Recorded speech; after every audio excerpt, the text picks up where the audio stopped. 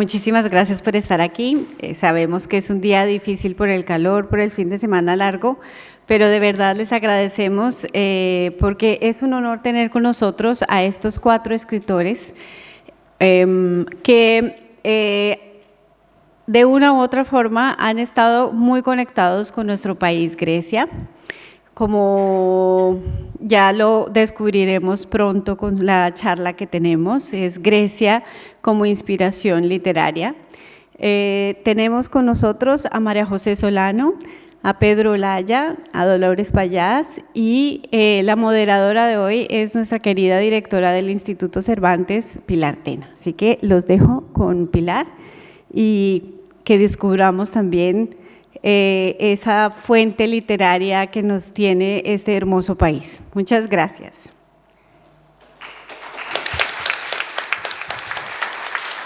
Bueno, Kalispera Sas, bienvenidos, muchísimas gracias por estar aquí. Tenemos este lujo hoy de la interpretación simultánea, con lo cual hablaremos en español.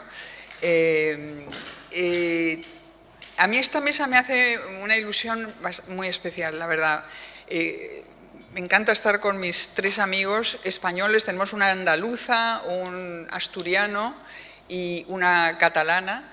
Y creo que son una muy buena representación de nuestro país y además son también una muy buena representación de la pasión por Grecia, ¿no? Y esto es lo que nos ha unido, esto es lo que une a las 3 personas que están aquí. Yo voy a tratar de presentarlas muy brevemente porque no quiero que tampoco perdamos muchísimo tiempo con eso.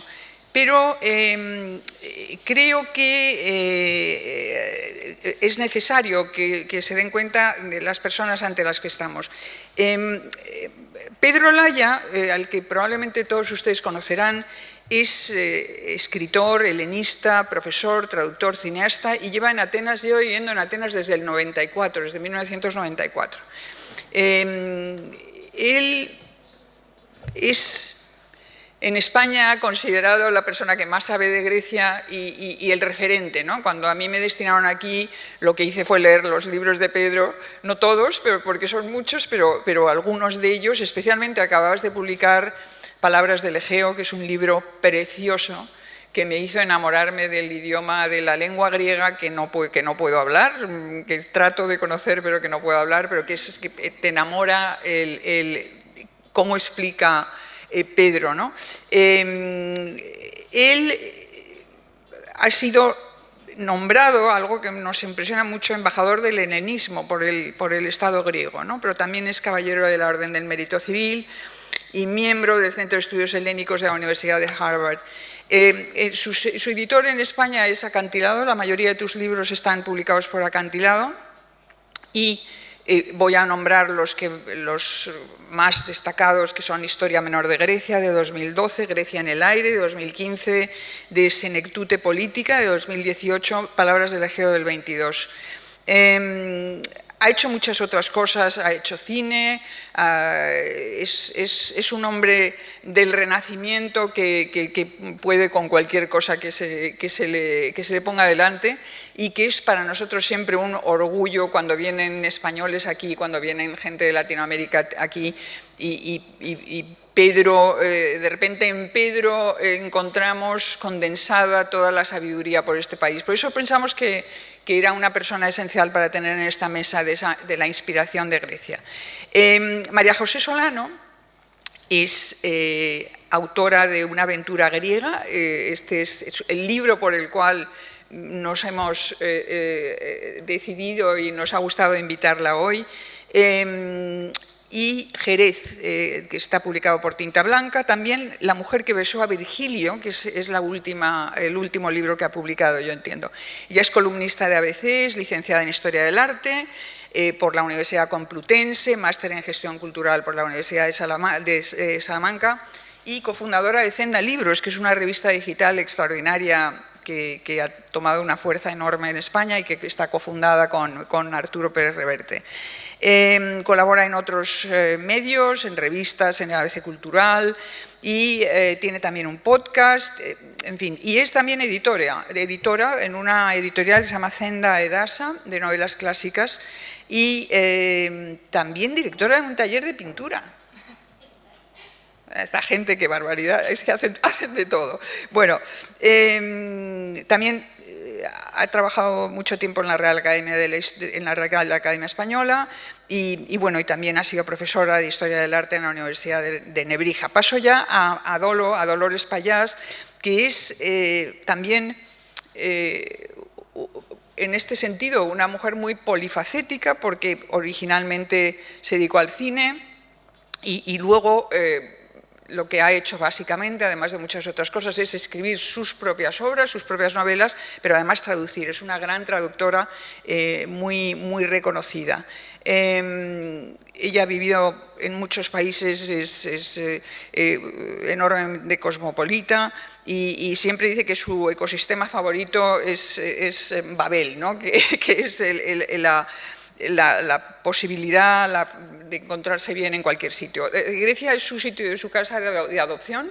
Te ha comprado una casa en Mani, donde desde hace ya muchos años pasa mucho tiempo y nos lo contará. Sobre sus obras, su última novela se llama Ultimate Love, editada con Círculo de Tiza. No lo digo en inglés porque suene más elegante, sino porque en español se llama Ultimate Love. O sea que por eso está así. A ella le trajo a Grecia un personaje del que vamos a hablar mucho, para que a ustedes les vaya sonando cuando hablemos de Paddy, hablaremos de Patrick Leigh Fermor, un escritor inglés, pero especializado en viaje, en literatura de viajes, que terminó su vida también aquí en Grecia. Dolo ha traducido últimamente los ensayos periodísticos, los escritos periodísticos de Charles Dickens en El gato pardo y además de esa novela sobre el tema de Grecia y de Paddy Leigh Fermor, escribió una novela muy bonita que se llama Drink Time. Perdón, un ensayo, bueno, es un ensayo, pero bueno, se puede leer también un poco como una novela. Bueno,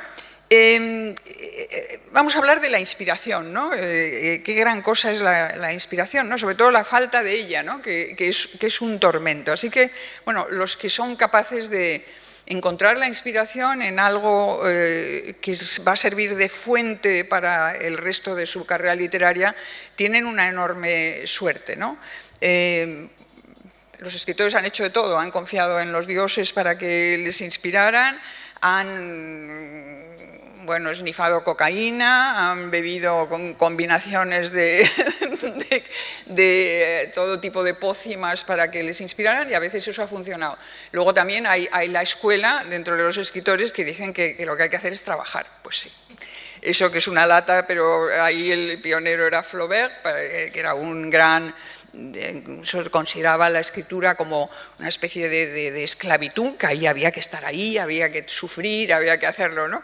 Y a ese siguieron muchos, ¿no? Hay muchos también de los latinoamericanos. Yo recuerdo a Vargas Llosa diciendo también eso sobre el trabajo, sobre la rutina, sobre el tener que estar ahí, hacer tu jornada laboral y tal.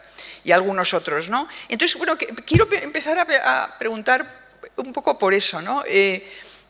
¿Qué es esto de la inspiración? O sea, vosotros, la inspiración, ¿cómo os averiguo? Este amor por Grecia, ¿no? La inspiración en Grecia y en general la inspiración de vuestra obra literaria.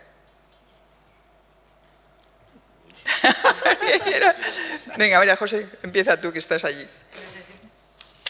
Vale, ahora, pues lo de la inspiración, fíjate que te ha faltado un ejemplo magnífico, que era el de Patrick Leigh Fermor, precisamente, claro. Donde que creo que tenemos el mejor ejemplo de inspiración posible, que es que no tenía inspiración ninguna. Es decir, él dijo, estoy cansado de esta vida en Londres, me voy a construir mi propia aventura. Y decidió con 18 años salir de Londres y venir a caminar andando el continente europeo, desde Holanda, a donde lo dejó el ferry, al cruzar el canal hasta Constantinopla, ¿no?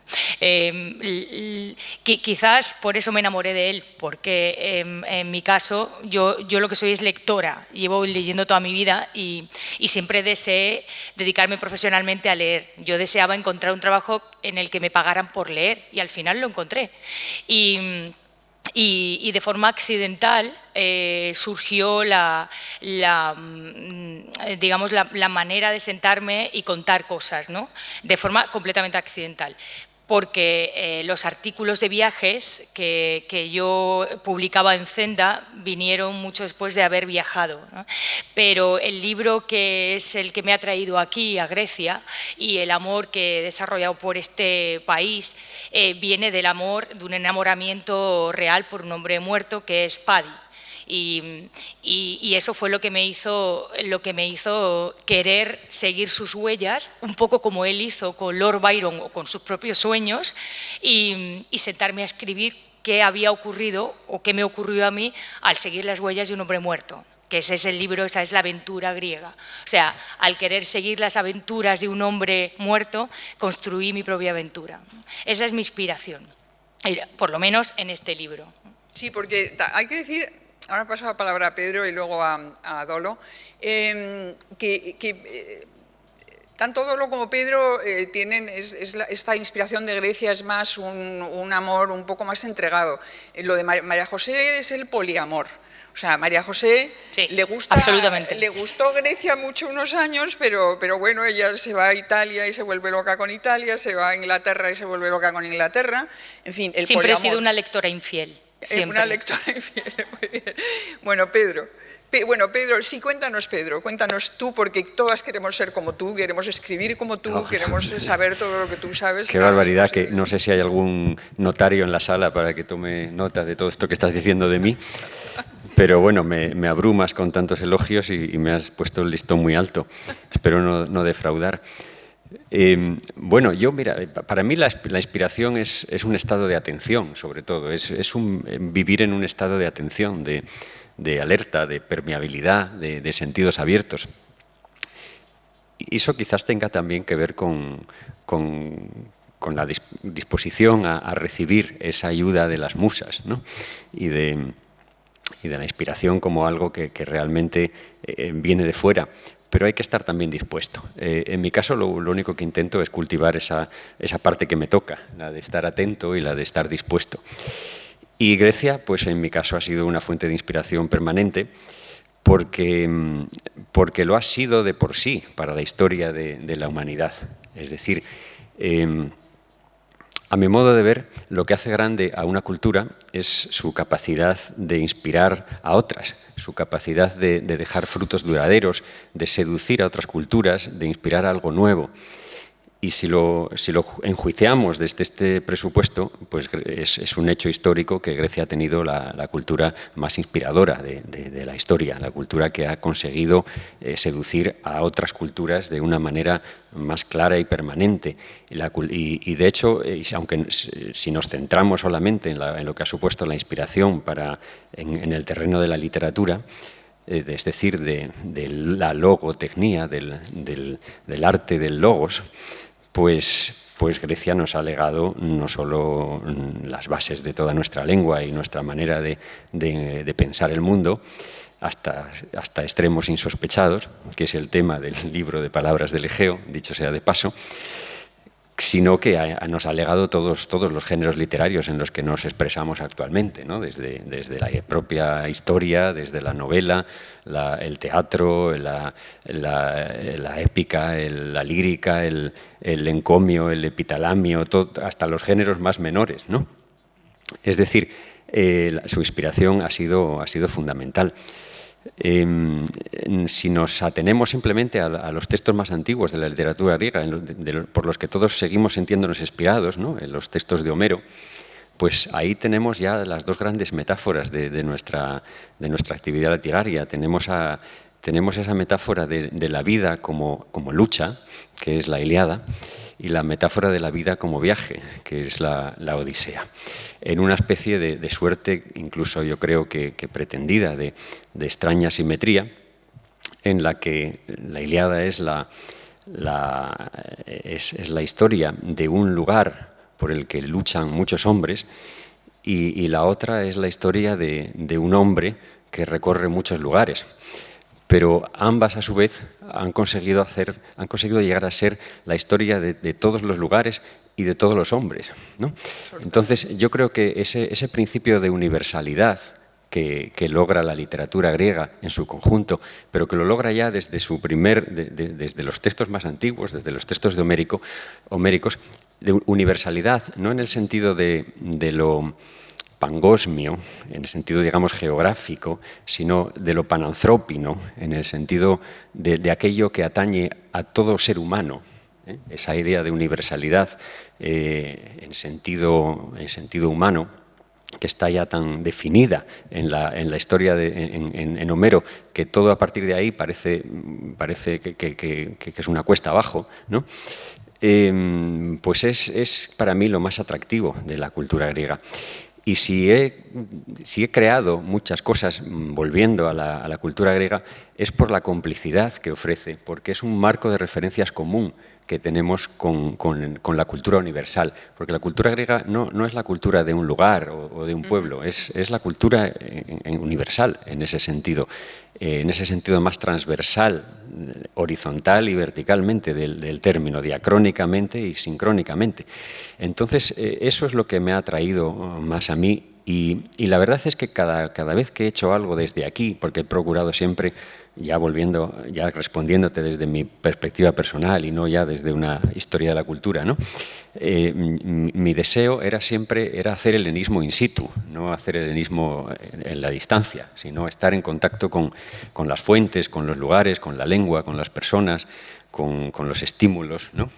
Y eso quizás es lo que diferencia un poco mi experiencia de la de otros que se dedican también a estas cosas. Pero lo que me atrae de toda esta cultura es que constituye ese campo de referencias comunes humanista, avant la lettre incluso, pero humanista desde el primer momento. Y cuando me acerco a él, no lo hago, como podría parecer, con un interés anticuario o con un interés arqueológico o histórico meramente. Lo hago fundamentalmente con un interés ético. Es decir, a mí el corpus de toda esta materia de lo griego me ha servido en mis obras para escribir fundamentalmente reflexiones éticas. Y eso quizás es lo que lo hace más interesante en mi caso. Ahí es donde encuentro mayor inspiración. Lolo. Sí. Pues no sé, la pregunta es muy puñetera, porque, a ver, es que habla una inspiración y se abre aquel bocadillo con una musa. Y no, las cosas no van así, no tiene nada de esotérico la inspiración, creo yo, ¿no? Aunque pienso un poco como Pedro, creo que es un estado de alerta constante. Yo diría que en mi caso, por ejemplo, es un radar. Es una especie de radar que una lleva por la vida, a veces como una tortura, porque estos grifos no se abren y cierran a voluntad, y eso genera también un tipo de carácter, en fin, que uno se cansa mucho a sí misma, vaya. Entonces, en este estado de permanente alerta, la inspiración, yo creo que no solo a mí, a casi todos los creadores, nos viene en muy diferentes formas. A veces es una imagen, a veces es un personaje, a veces es nada, una palabra, una pincelada, un rayo de luz, un reflejo de algo. Y a partir de ahí, lo demás es sudor, sangre, lágrimas y risas y alegría y euforia, porque la creación, yo creo que el acto de la creación es imbatible, es mejor que cualquier orgasmo. Es una especie de cosa que cuando sale bien, cuesta mucho, pero cuando sale bien te vuelves como loco de alegría, ¿no? Y entonces, eso es como una especie de tortura deliciosa, ¿no? Yo creo, el acto de creación. Y en lo que se refiere ya a Grecia, la inspiración literaria, claro, él ya ha hablado de esto, él habla muy en serio de ello porque es académico y sabe mucho. Yo no sé nada, yo voy de civil por la vida y solo soy una contadora de historias, pero yo más que inspiración, en lo que se refiere a Grecia, hablaría casi de incrustación, porque la inspiración de alguna manera es algo externo a nosotros. Yo he vivido en China unos años y bueno, sí, me inspiró literariamente, escribí 3 libros sobre China, de las ficciones y un ensayo.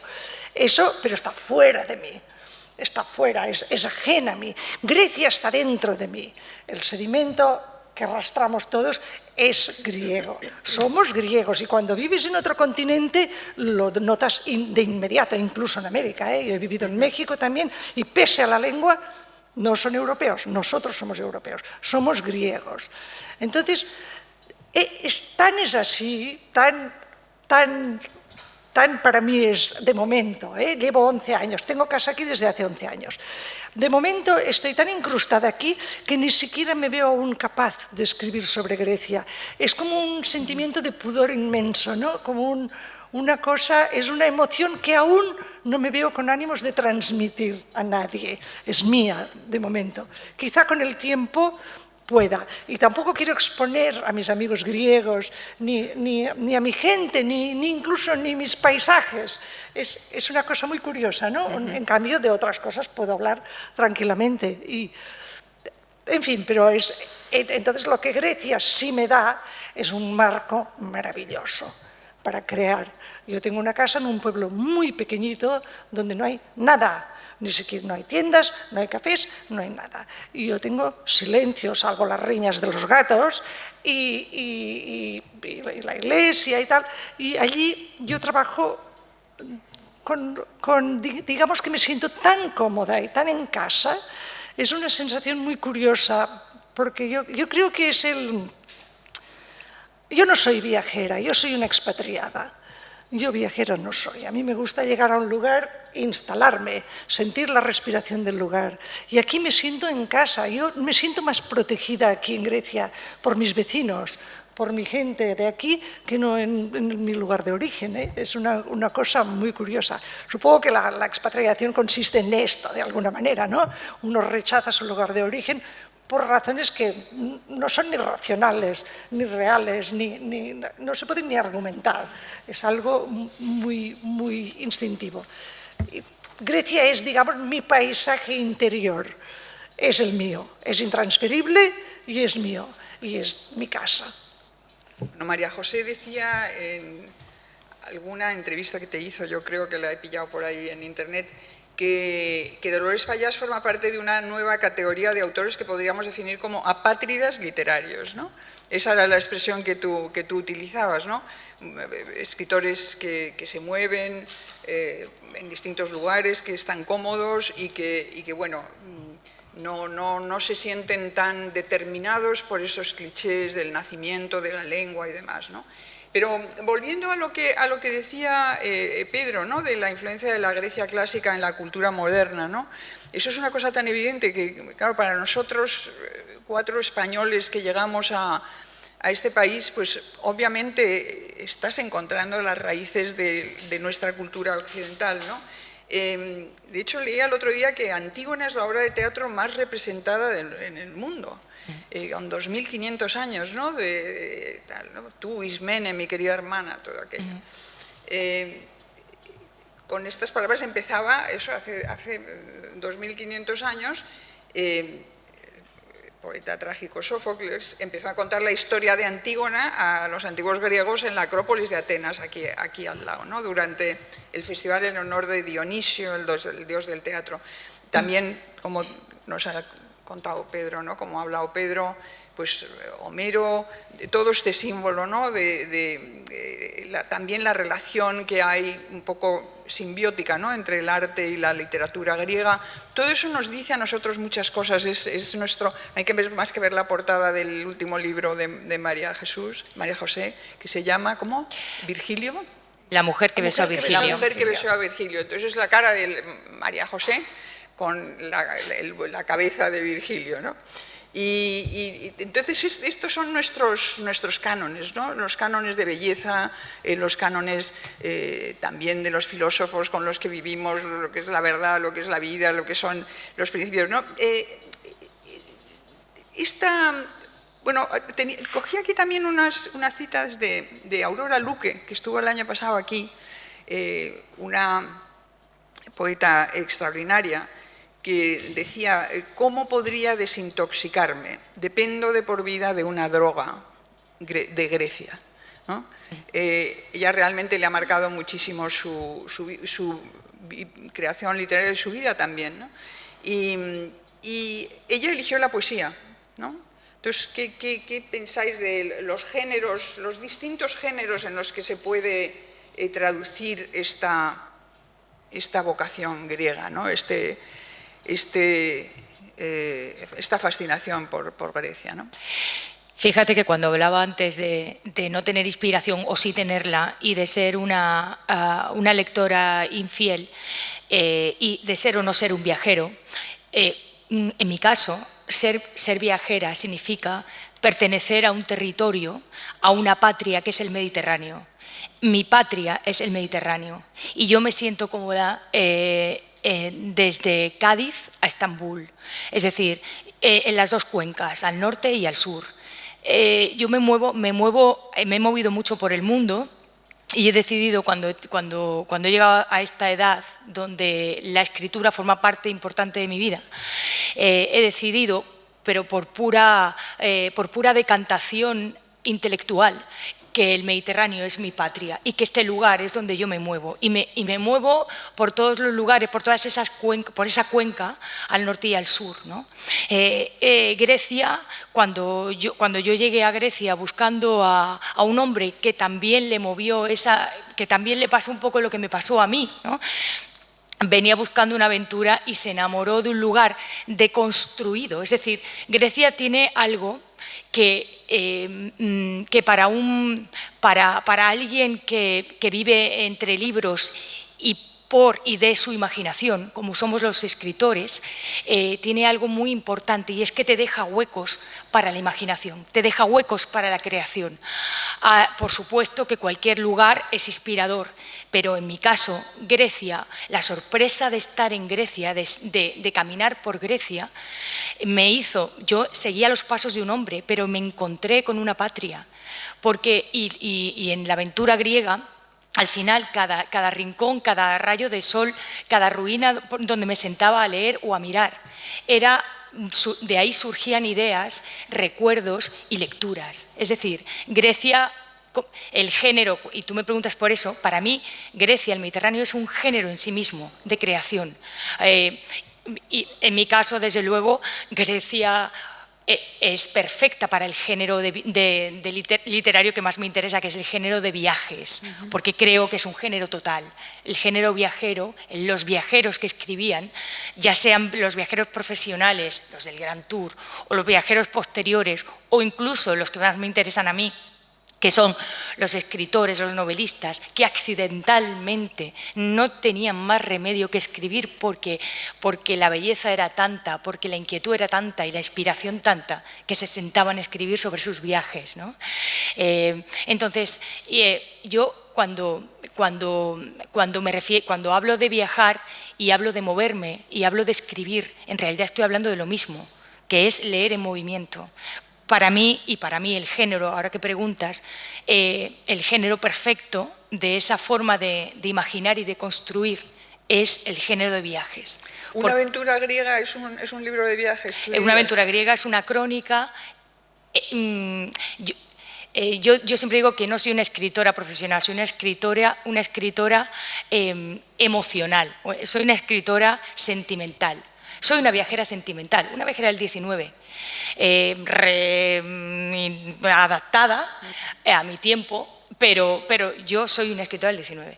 Entonces, quizás porque me he alimentado, ese es mi alimento, la literatura del 19, ¿no? Y uno no lo puede evitar, uno no pone lo que no tiene, ¿no? Desde luego serviría ese libro para hacer un viaje por el Peloponeso siguiendo esa ruta que tú has marcado en ese viaje, ¿no? Que a la vez era una ruta marcada por Fermor también, ¿no? Por Paddy. Claro, esos viajeros que escriben o esos escritores que ocasionalmente viajan en la literatura son los que me interesan, porque me parece que ahí está todo. El género de viajes es el género epistolar y es un género novelístico, porque es imposible escribir sin novelar y sin ficcionar, y es historia y es memoria y es poesía.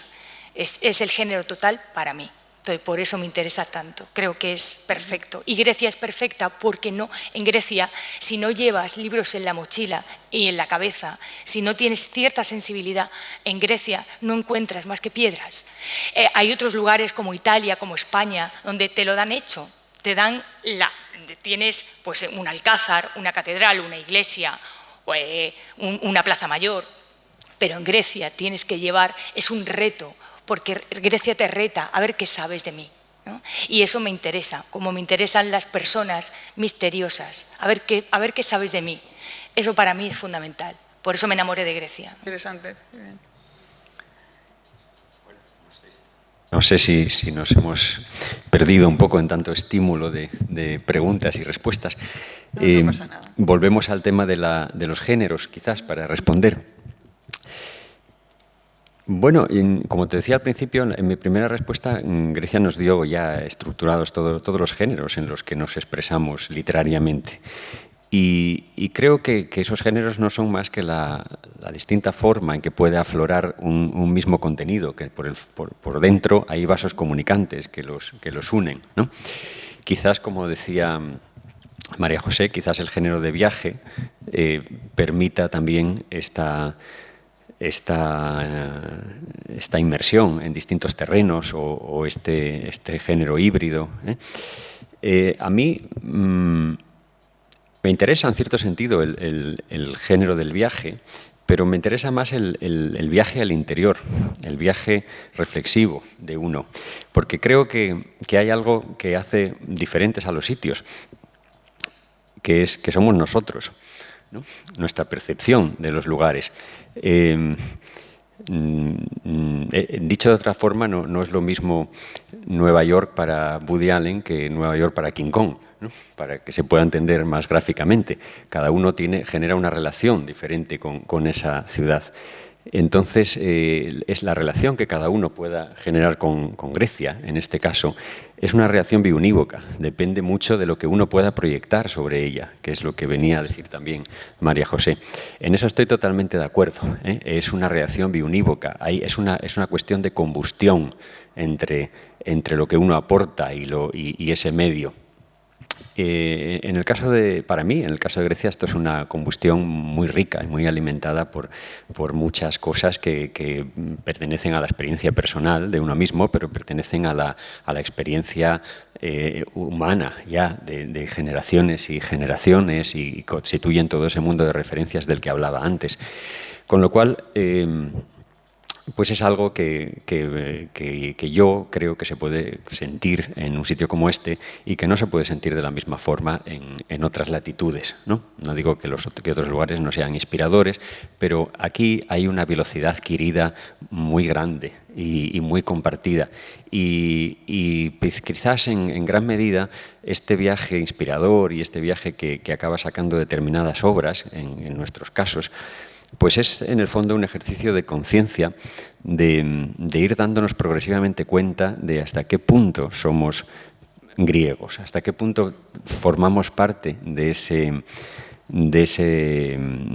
esa cultura, ¿no? Vamos cobrando conciencia de ello, vamos poniéndole nombre. Y bueno, así han ido saliendo mis obras. Mi experiencia viene de aquí, de esa toma, de ese contacto, de esa combustión con el territorio y con su cultura, y de esa toma consciente de contacto, ¿no? Por eso son tus libros tan interesantes para nosotros, ¿no? Para tus compatriotas, porque nos haces entrar desde esa perspectiva, ¿no? Decir, mirad, de aquí venimos, sí. Por esto me interesa a mí. Quizás lo que yo quiero servir, lo que yo quiero ofrecer en los libros es mi metabolismo, es el metabolismo que yo he hecho a lo largo del tiempo en contacto con esos estímulos y con esa cultura. No es una descripción de los lugares o no es una descripción de los hechos, es decir, no es un libro, digamos, no son libros o obras fundamentalmente exteriores, es más bien el producto de eso, de un metabolismo interno de toda esa materia que necesita el paso del tiempo, que necesita aquilatarse con muchas experiencias, que necesita muchos estímulos, ¿no? y muchos inputs, por así decirlo, y que a lo largo del tiempo pues, te da una cierta solvencia para intentar poner por escrito parte de esa experiencia. Sí, en mi caso es totalmente así. Gracias. A mí me gustaría, no sé, poner sobre la mesa una hipótesis que no desdice ni a Pedro ni a María José, que es una ramificación más. A ver si me sé explicar. En los anaqueles de mi biblioteca, y yo creo que en la de todos los que tenemos bibliotecas, hay un lugar que yo denomino literatura paradisíaca, que no sé, cada persona supongo que tendrá su idea al respecto. Son esos libros que acumulamos a lo largo de los años, a los que acudimos cuando la vida nos araña fuerte o nos acuchilla demasiado, y es como una especie de reserva, es una tabla de salvación en los grandes naufragios de la vida, y suelen ser libros, al menos en mi caso. No me gustan los libros demasiado sesudos cuando estoy en este estado, claro.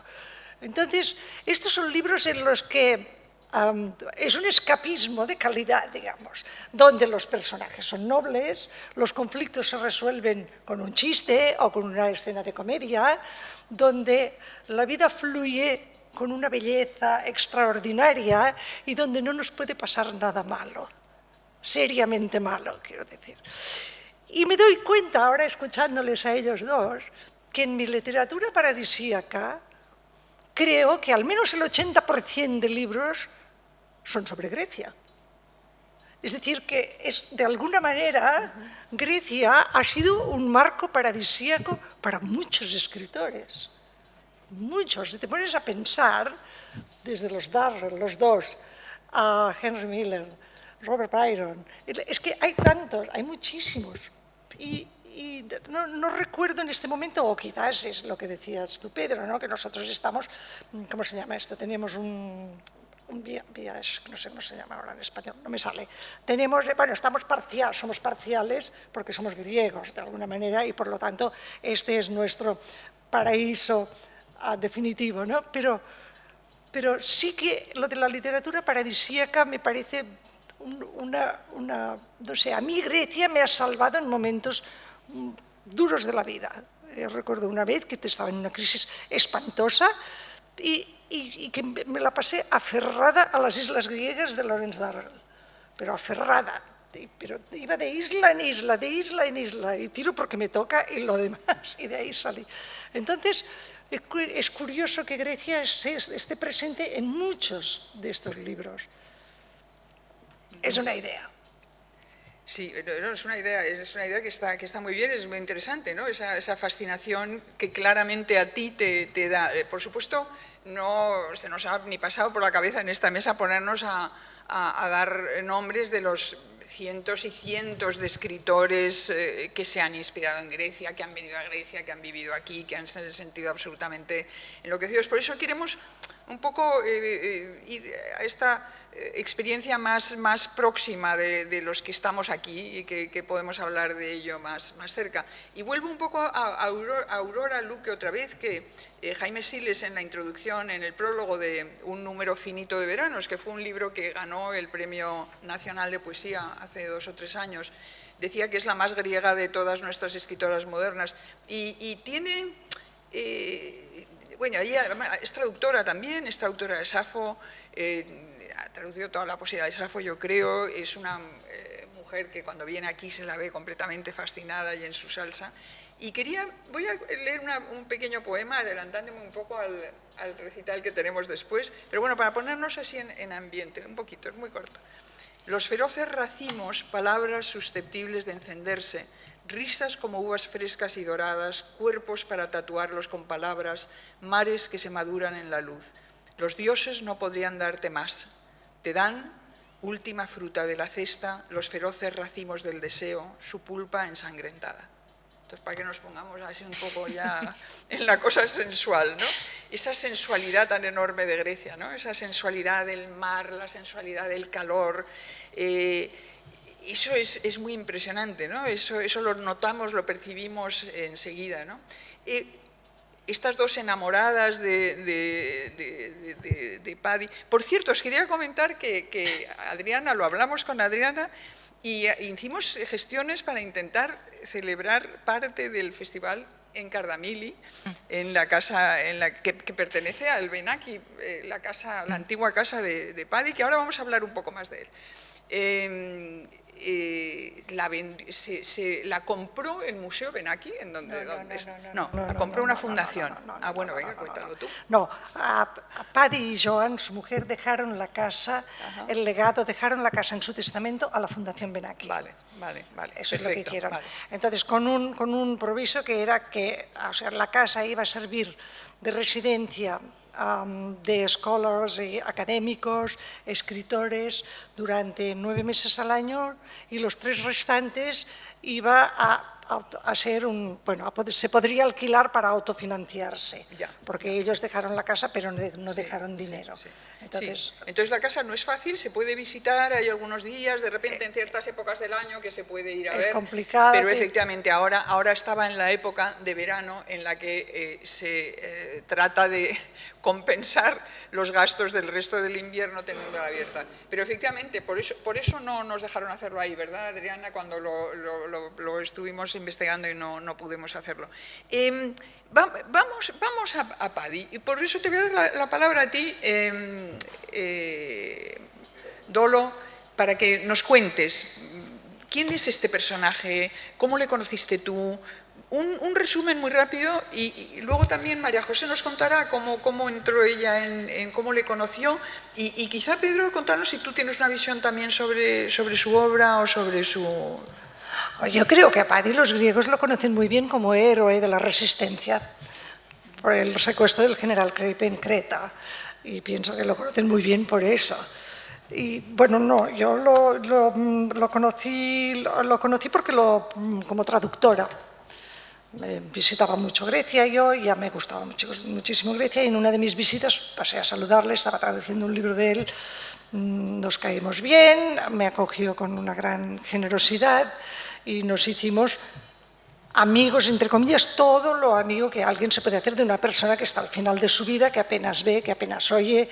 O sea, yo siempre lo digo, debí ser una sombra fugaz que pasó al final de su vida, ¿no? Pero es verdad que era un hombre muy generoso, me acogió en su casa, no me dejó ir al hotel, me instaló en su casa y pasamos unas semanas juntos, durante 1 año y medio, pasamos un tiempo juntos muy radiante, muy bonito.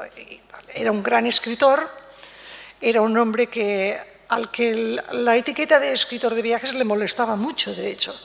Le molestaba porque de alguna manera es reductivo, lo de los géneros es muy reductivo. Pues tú dices una novela, escritor romántico, ya estás reduciendo. Escritor de viajes, ya estás reduciendo. Policíaco, reduces. La literatura es literatura.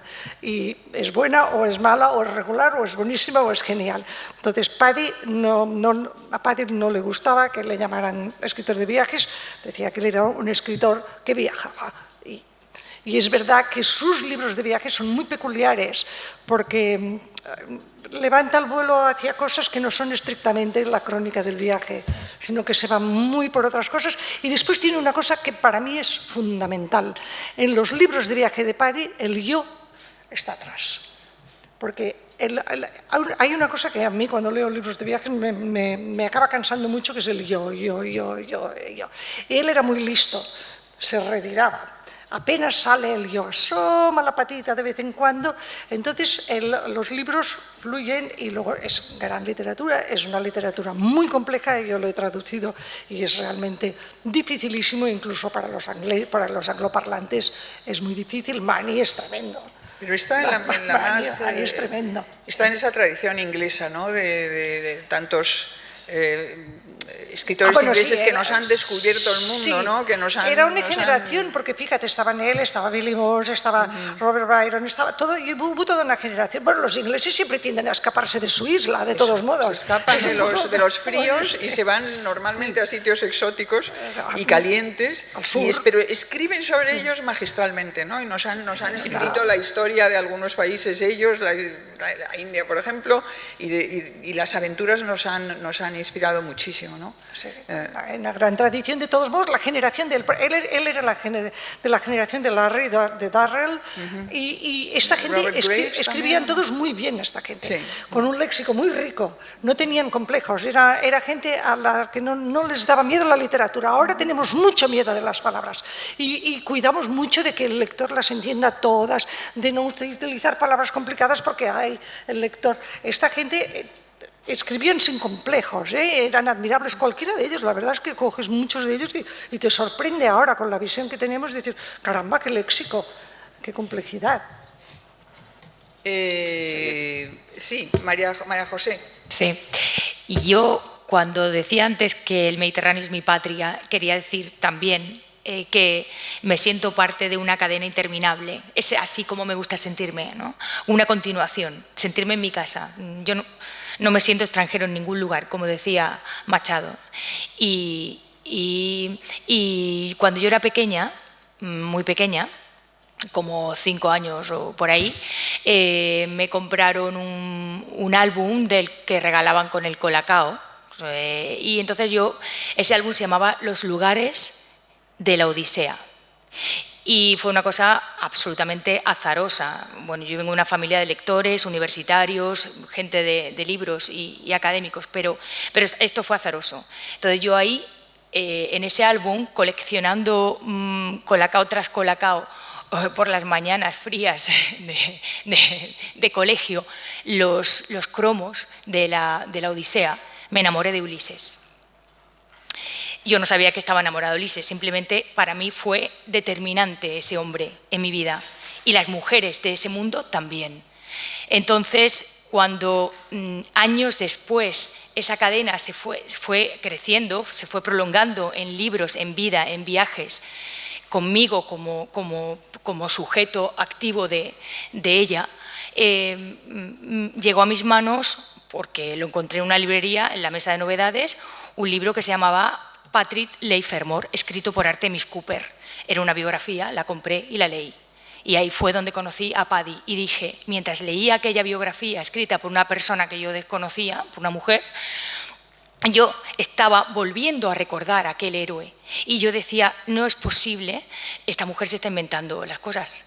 Y mira que esa biografía, y lo he hablado mucho con Dolores, está escrita sin ningún tipo de vínculo, es una cosa fría, una cosa de datos, tal. Pero yo percibí ahí elementos esenciales que reconocí enseguida. Entonces me fui a los libros de Paddy, los busqué, algunos de ellos traducidos por Dolores, y me los leí todos, los difíciles, los fáciles, los fascinantes, los de viajes, la novela, todo lo que pude me leí, todo, incluso lo que no estaba traducido me lo leí en inglés como pude. Y entonces encontré en Paddy aquel Ulises del que yo estaba enamorada. Entonces me pareció increíble que esos héroes siguieran viviendo, que la cadena no se hubiera roto. Entonces, pues claro, el siguiente paso era venir a buscarlo, seguir sus huellas. Así fue como conocí a Paddy. Yo te he señalado aquí una frase tuya que has dicho en alguna entrevista que decía, yo quería buscar al héroe, yo no quería vivir aventuras. Los héroes que a mí me interesan son héroes complejos. Sí, es que los héroes mediterráneos son héroes complejos, con luces y muchas sombras. Esos son los que a mí me interesan. Los héroes y las heroínas, claro. Porque sin ellas no hay héroe posible, eso está claro. Pedro, tu visión de este Bueno, escritor. mi visión es mucho más pobre y carente de vivencias que la de estas dos apasionadas seguidoras de Patrick. Yo no puedo tener la visión nada más que la de un lector y mucho más superficial que ellas en este sentido. Y creo que es la que tienen los griegos, en cierto sentido. Es decir, creo que los griegos en general conocen más a Patrick como esa figura histórica de Creta que comentabas tú al principio, de ese episodio del secuestro del general alemán, y que lo conocen un poco más secundariamente por sus textos. No son especialmente leídos en Grecia los textos de Patrick Leigh Fermor. No digo que no sean leídos, pero no son tan leídos como podría parecer a primera vista. Y bueno, pues a mí me ha interesado hasta cierto punto, pero no es un escritor que me haya marcado especialmente o que haya supuesto algo muy especial para mí. Reconozco también que en los viajeros, escritores viajeros ingleses, pues hay ese talento del que hablabais en un principio. Yo a los ingleses en general no les tengo mucha simpatía. Bueno, porque... Pues estás con 3 anglófilas aquí. Sí, bueno, pero no me cuesta decirlo. Ah, pues te la vas a cargar. Hombre, no sé, les avala su pasado imperialista y su presente, ¿no? Pero bueno, creo que precisamente los más presentables han sido excepciones como las que estamos comentando. Entonces ya solo como anécdota solo puedo decir que de alguna manera soy un poco vecino de Patrick Leigh Fermor, claro. porque la familia de mi mujer tiene una casa justo al lado por allí, muy cerca de la de él, y bueno, es casi un vecino fantasma en este sentido. Pero literariamente no es una persona que me haya influido mucho, ni es un autor del que yo pueda decir muchas cosas nuevas. Yo creo que no tenemos mucho más tiempo, pero querría hacer una última reflexión un poco sobre el viaje, ¿no? Y yo, el viaje, por lo menos yo lo veo, el auténtico viaje, el viaje que es fructífero, el que produce algo, ¿no? El que de verdad te da tiempo a reflexionar y tal. En el fondo, casi siempre es un viaje, estás solo, ¿no? O sea, vas tú solo.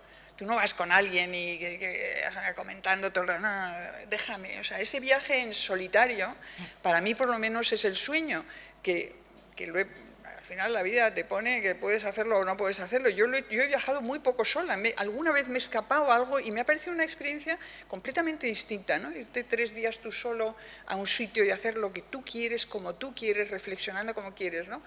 Entonces hay esa reflexión del viaje en soledad para que sea productivo, ¿no? Hay una frase de Sócrates, y yo tengo aquí mis chuletas también, para que vea la gente Adriana, que he hecho mi trabajo, que dice: hasta que no te sientas cómodo estando solo, nunca sabrás si estás eligiendo a alguien por amor o por soledad. Es muy bonito, ¿no? Y entonces, bueno, volviendo al viaje, esta cosa tan bonita que estamos hablando, estas aventuras, tú dices que no eres viajera, pero lo eres. Lo que no eres es de irte por ahí, de estar mucho tiempo fuera. Yo no me voy a Tailandia a ver un elefante y cosas de estas, Eres no. cosmopolita, has viajado por todo el mundo, lo conoces, sí. No, no he viajado por todo el mundo, he vivido en diferentes lugares. Bueno, bien. No viajo, de verdad. Bien. Bueno, en cualquier caso, yo me pregunto si hoy en día es aún posible este tipo de viajes, ¿no? Este romanticismo maravilloso de este descubrimiento de que basta, o no hay una especie de anticlímax absoluto con los bocinazos de los camiones en las autopistas, los zumbidos, los turistas japoneses o daneses o lo que sea con sus cámaras, los plásticos de colores, que vas de repente por un sitio precioso, eso en el Peloponeso, con los olivos y los no sé qué, y de repente aparece un puesto precioso, aparecen unos plásticos de colores tirados, unas basuras, ¿no? Entonces, esta especie de anticlímax, ¿no? de la vida moderna, ¿podemos todavía todo abstraernos de eso y tener nuestra profunda aventura en un viaje culto, en el que de verdad busquemos vivencias, busquemos enriquecernos, ¿no? Enriquecernos, comprender el país, comprendernos a uno mismo, que además estos viajes se busca uno un poco, ¿no? Siempre. ¿Qué dirías, María José? Yo digo que el viaje se lleva dentro, que Fernando Pessoa viajó por el mundo sin salir de la Rúa dos Douradores de Lisboa. O sea, uno es viajero si es viajero y no hace falta salir. Ahora, también está el otro, el que se cuelga la mochila, pero en un mundo de Instagram, en un mundo de imágenes y de superficialidad, si no hay libros en tu cabeza, si no hay libros en la maleta, es imposible viajar de una manera excepcional. Hoy hablaba con Pedro, porque ha tenido la amabilidad de darnos un paseo, de acompañarnos a dar un paseo por Atenas, y hablábamos luego de eso, y Y es verdad que los viajeros que viajamos somos, no es que nos guste la soledad, que es necesaria para la creación, sino es que somos insoportablemente marciales, es decir, los viajeros así, que se mueven con libros en la cabeza, en la mochila, en la maleta y una mirada creadora, somos espartanos. Es imposible compartir con nadie ese tipo de... Y decía Pedro, y es verdad, yo soy más espartano que los espartanos, y me sentí totalmente identificada. Y hay gente, como Pedro y como poca que sí que te hacen sentir en un momento determinado en una soledad de calidad acompañada, ¿no? En esa soledad intelectual, cuando alguien comparte contigo esa forma de mirar la vida, ¿no? Pedro. Bueno, muchas gracias por lo que dices. A mí, yo lo que he dicho es que a mí en Esparta me llaman el duro. En ese sentido soy muy marcial en mis propósitos, en todo lo que me propongo por delante. Pero volviendo a esta cuestión del viaje, hombre, yo comparto contigo la idea de que siempre hay un anticlímax, ¿no? Y de que siempre hay antilirismos y de que uno se encuentra cosas de todo signo. Y otra de las cuestiones, pero eso ha existido siempre, y otra de las cuestiones quizás relevante es que cada vez el exotismo es menor casi en todos los sitios. El mundo es cada vez más parecido, vayas a donde vayas, y es más previsible y te encuentras cosas que incluso ya puedes visitar de antemano, ¿no? Es decir, que tiene menos sorpresa en ese sentido de lo que lo ha tenido tradicionalmente el viaje, nos expone menos a estímulos distintos. Pero sigue habiendo un viaje importante, imprevisible y evocador y abierto al descubrimiento, que es el viaje interior. Y yo creo que ese es el viaje importante y el viaje que conecta con lo que acaba de decir María José de Pessoa o lo de los otros viajeros de la mochila. Podemos viajar, podemos movernos por el espacio, pero sin esa conciencia de estar a la vez viajando al interior, ¿no? Y de que los estímulos exteriores nos sirvan también de vasos comunicantes para sacar esas otras cosas, pues el viaje se convierte en algo superficial y pobre. Para que sea realmente productivo, creativo, literario o como quieras llamarlo en este sentido de dejar fecundo, podríamos llamarlo, pues se necesita esa disposición, esa disposición a viajar hacia el interior de nosotros mismos, a que todos los estímulos nos lleven también a ese territorio desconocido, y luego a ser capaces de regresar y ser capaces de volver y de plasmar todo eso, ¿no? Y para eso pues puede no ser necesario moverse muchos kilómetros, ni recorrer grandes distancias, ni ir en busca de lugares exóticos. Es más una cuestión de actitud. Sí, Dolores. Estoy absolutamente de acuerdo. No es transformación versus transportación, digamos. O sea, es el viaje interesante para mí, al menos es el que te transforma, no es transportarse de un lugar a otro. El gran viaje para mí ha terminado hace años ya. Hace años pues ya decidí que se acabó el gran viaje.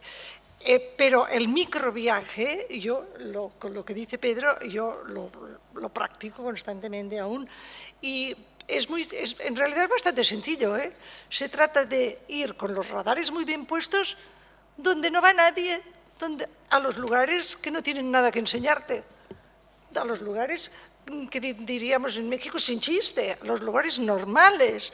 Te vas, coges el coche, yo lo hago mucho esto en Grecia, cojo el coche y me voy por ahí, me meto en el centro del Peloponeso, me hago unas rutas, me lo paso bomba, soy totalmente feliz hablando con la gente, con unos, con otros, les encanta además platicar, hablar. Ese es el viaje, y de repente me encuentro grandes sorpresas. Hace muy poco tiempo, pero desde luego no hablo de ello y mucho menos voy a escribir de ello, porque me gusta que estemos solos aún, ¿no? Pero me pasó un día que persiguiendo las huellas de Lord Byron, era además enero, en lo alto de una montaña, en un monasterio donde vivió un solo monje, y allí había pernoctado Byron con sus solitas, y el monje, que era muy amable, me enseñó su celda. Y no os lo vais a creer, colgada encima de la cama de su celda, no tenía un Cristo, no, tenía Lord Byron, el retrato aquel famoso del turbante y tal. O sea, el monje estaba viviendo bajo la sombra de un incestuoso, adúltero, borracho y todo. Y estaba absolutamente feliz, solo arriba de una montaña. Entonces, aún puedes viajar de esta manera. Y es profundamente gratificante y es bonito y es hermoso y te transforma a ti. Y hay que viajar solo. Eso también lo tengo claro. Yo lo tengo clarísimo. Bueno, sí. No queremos quitar tiempo de la velada de poesía, pero terminamos con 2 versos, también de Aurora. Espero que se esté grabando para que se lo enviemos a Aurora, que vea cómo nos acordamos de ella. Hay un poema que se llama Hablo a Safo y escribe: trae miel de la tuya, de la amarga, esas cosas antiguas, miel, sandalias, frescor. Yo creo que con esto empezamos el verano oficialmente. Miel, Muchísimas gracias. Gracias.